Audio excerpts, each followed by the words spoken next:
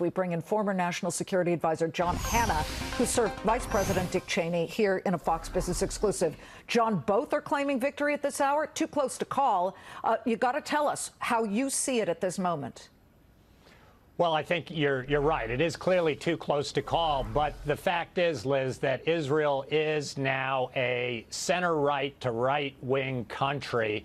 And the big issue is who can form a government after the elections settle.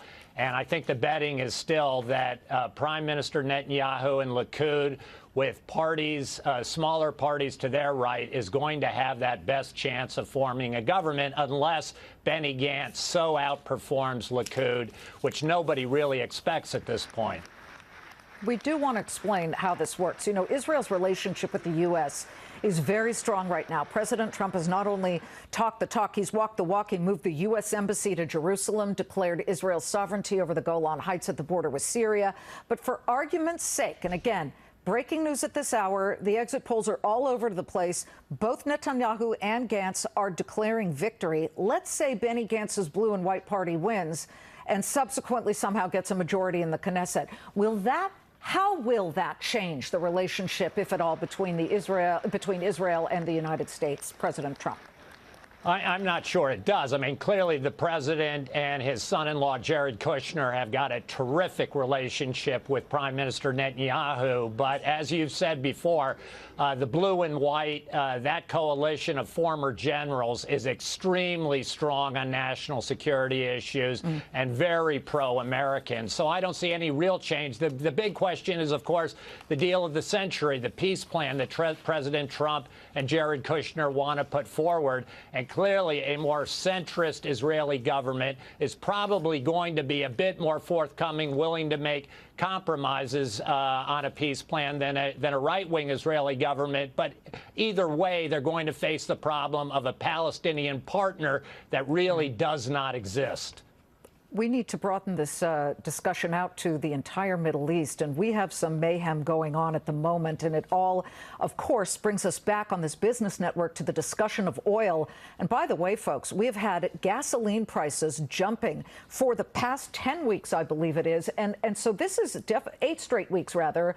Oil today is slightly lower, but you have gasoline a year ago was 10 cents per gallon lower. And so we got to talk about Libya and the situation going on right there. We have this warlord, Khalifa Haftar, who is a United States citizen that's gone back to Libya. He's commandeered the eastern part of the government's military, and he's attacking Tripoli and the United Nations-supported government, which is also recognized by the United States.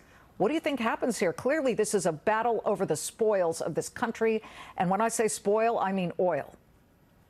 Yeah, absolutely. No, Haftar is marching on Tripoli against all the wishes of the major international players, including the United States, has come out quite strongly and told Haftar he needs to stop in place and not allow Libya to descend again into full-scale civil war. This question of Libyan oil is a real wild card that's been thrown into the mix, Liz, because we're already under U.S. policy and sanctions looking to take as much Venezuelan and Iranian oil off the market as possible. Right. To now have Libya thrown into the mix, Algeria is in some degree of political turmoil, really does now look like we've got a tightening market where the risk of a real oil price spike happens if you get this perfect storm of instability in North Africa.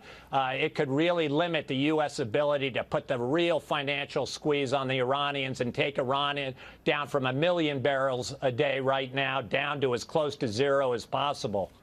We are just getting this word now, John, that the Jerusalem Post is reporting that Benny Gantz, the general from the IDF, former general, has indeed won. Again, this has not been confirmed by the vote counts, but we do have the understanding at the moment that the Jerusalem Post, which is certainly one of the respected newspapers, has Benny Gantz having won this election. We should put a little bit of context to this as it pertains to Benjamin Netanyahu, who has held his post for 10 straight years, I believe, and he also was prime minister back 3 years during the late 1990s.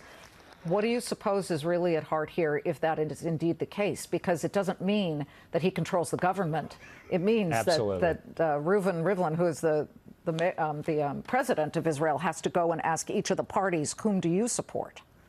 That's exactly right. First, a note of caution. The initial exit polls, as we know from lots of places around the world, including our own country, can be notoriously inaccurate. Let's see what happens when the dust really settles. Right. But then secondly, even if Gantz has the most mandates in Parliament, the real question is who can form that government? How well have those smaller right-wing parties done? Will they be willing to work with Gantz, or are they only committed to work with Likud and Netanyahu in a right-wing government? That's John, what we've got to see. John, keep us posted on anything you hear in Washington, D.C. We thank you very much, John Will do. Hanna. Thank you, Liz.